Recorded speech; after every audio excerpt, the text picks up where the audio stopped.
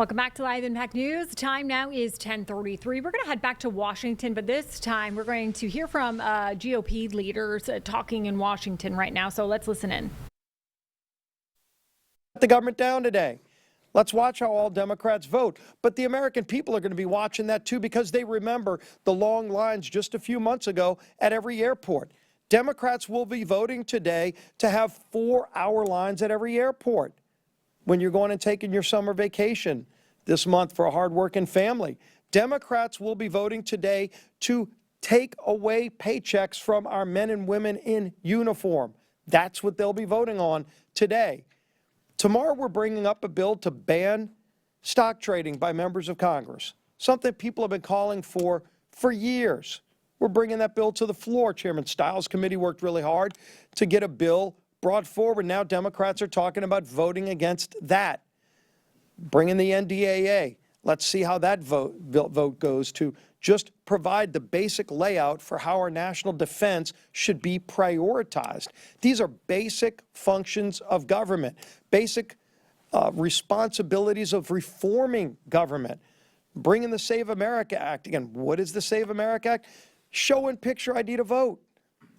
Not a complicated subject. Again, anybody that gets on an airplane has to show a picture ID to vote. Nowadays, if you want to go to Olive Garden and get unlimited pasta, you got to show a picture ID. This isn't complicated stuff, yet every Democrat is against these basic things.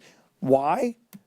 The only reason you can be against that is if you want voter fraud. It's the only explanation, and they know that. American people get it. We've all seen polling. It crosses every spectrum. Black, white, Republican, Democrat. Everybody says, of course, ensure the integrity of the vote. One person, one vote. So that, and by the way, in states, and you saw this yesterday in Rules Committee, Chairman Stiles did a really good job of explaining it. In the states where they put stronger voter integrity in place, you actually have higher voter participation because voters actually trust the process better. And so we're going to have these votes this week. Before we leave for everybody to go back to their districts and work, we're going to have a lot to talk about during this break because we're going to be talking about the contrast on the ballot this November between communism and freedom. And the American people will absolutely choose freedom and keep this Republican House majority and keep our Speaker, Mike Johnson. Thank you, Mr. Leader, and good morning, everybody. We have a lot on our plate this week. It's going to be a very important week for the country and for House Republicans. I spend a lot of time on the road when we're not in session. I'm out campaigning in the swing districts and with our candidates and our incumbents all across the country. The last 2 weeks, I've been from California to New York, Iowa, Nebraska, many points in between. And everywhere we go, the American people are seeing and understanding, and they're articulated in their own way, the stark contrast between the two sides. As we say all the time, this is not your father's Democratic Party. The chasm between the two sides and their visions for America and what we believe, our principles, our priorities, our platforms, has never been more divergent than it is right now. As I've said here many times, and I say across the country, you know, a few decades ago, Republicans and Democrats in Congress are arguing over marginal tax rates and shades of regulation. Now we are quite literally in a contest to determine whether we're going to maintain our status as the world's great superpower, the greatest nation in the history of the world, as a constitutional republic, or we're going to tear that down to the foundation like the communist Democrats want to do and go down this dark road of Marxism. Not on our watch. We're not going to do that. And I am very confident. In fact, I'm very enthusiastic about the upcoming midterm election because I believe that people are beginning to see this. And it is going to motivate voter turnout for true Americans who love their country and want to keep it. We're in the process of making it better every single day. And you're going to see that on display this week on the floor. We've said this is a contrast. We had been saying for months, you've heard me say, a contrast between common sense and crazy in the midterm. And now it's common sense versus communism. And this is real. So this week on the floor, let me talk to you about a few things that we're going to have. It's been mentioned by the leader. This week, House Republicans are going to take an important step to restore Americans' faith and trust in Congress and in American elections with the Stop Insider Trading Act. As Leader Scalise noted, this is something the American people have been very interested in for a long, long time. We have finally cobbled together what we believe is the vote coalition to make that happen. I want to commend the good work of the House Administration Committee and Chairman Brian Stile for their quarterbacking of this collaborative effort, and they've drafted a bill that I think is really, really well done. Too often, Americans struggling to make ends meet have watched as lawmakers have entered office to leave as multimillionaires. There's a handful of glaring examples. A couple of those people are still serving, notably on the Democrat side. The Stop Insider Trading Act does exactly what it says. It bans members of Congress from purchasing individual stocks from publicly traded companies, and it helps prevent public officials from profiting from inside information. It's a very logical thing to do. The bill also includes a very common sense and popular provision to ensure that voters must show a valid ID when they go to the polls to vote. Virtually all Republicans support that common sense measure, and over 70% of Democrats do, as acknowledged most recently by Chuck Schumer himself. And yet, watch, I bet you not a single Democrat in the House or Senate will support these measures. Democrats only talk about corruption. Republicans are actually delivering real solutions to actually restore the public's faith in our institutions, because we believe in this country. We believe in our matchless Constitution that is the envy of everybody around the world. And we believe on the 250th anniversary now is a very important time to stand on that.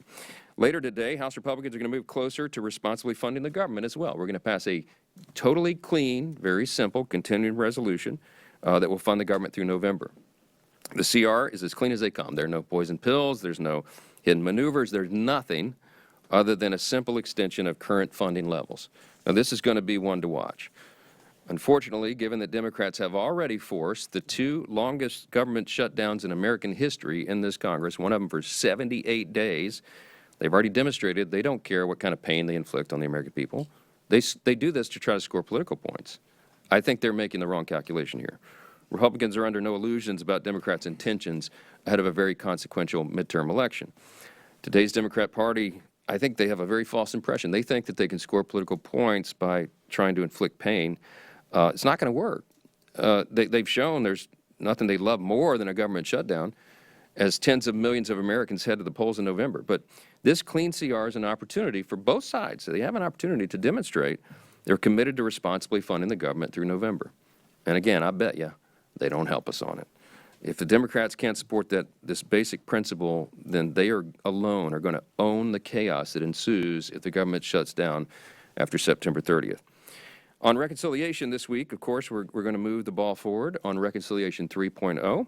We pass our budget resolution. That's what we'll do, send it to the Senate. As a reminder, this legislative vehicle is our best shot at accomplishing two key objectives of the people of this country.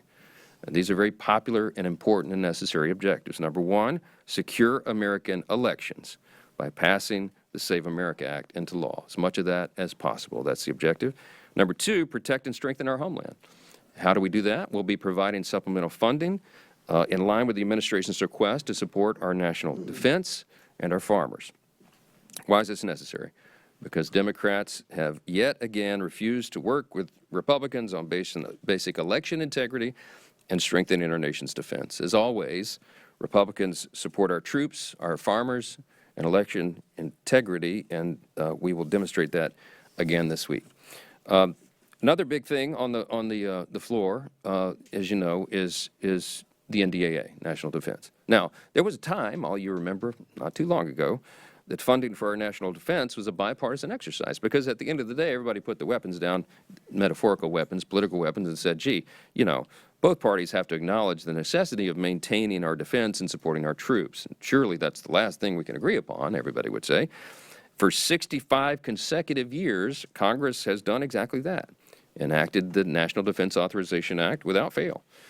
I am sad to tell you that is no longer the case, because the Communist Caucus, the Democrats now, have decided that they're not into that anymore. Republicans will once again be the only adults in the room as we vote to authorize this critically important funding, just as we have done under previous Democrat administrations for more than a century. Why? Because Republicans understand the priorities of the country, and even when we don't get our greatest preferences, we're still willing to do the right thing and support those who put on the uniform. But Democrats aren't there anymore. One final point, this week will prove beyond dispute Democrats' reflexive obstruction. That's what they do now. It's obstruction for the sake of obstruction. It is driven by Trump derangement syndrome and other maladies that they have. It's shocking to say, but today's Democrats would rather endanger our national security. They'd rather threaten the livelihoods of hardworking Americans. They'd rather punish their own constituents than work with Republicans to advance any meaningful policy under this administration. But here's the good news.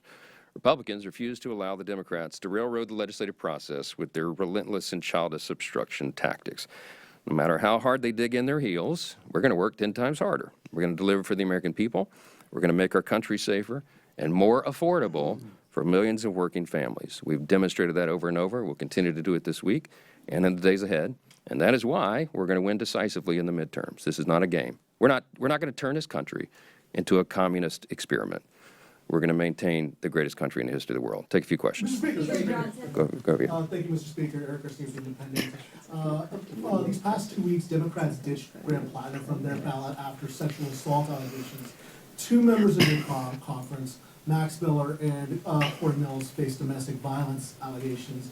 Why do Republicans keep them in the conference, whereas Democrats are dropping somebody critically accused of sexual harassment? Well, the key word there is allegation. We have a process here. The House Ethics Committee works on those things. If allegations are made, they work through a process. So I'm not in the business of commenting on investigations as they're in process, and we'll see how that shakes out. That's how this always works. And by the way, it's done for R's and D's on both sides of the aisle.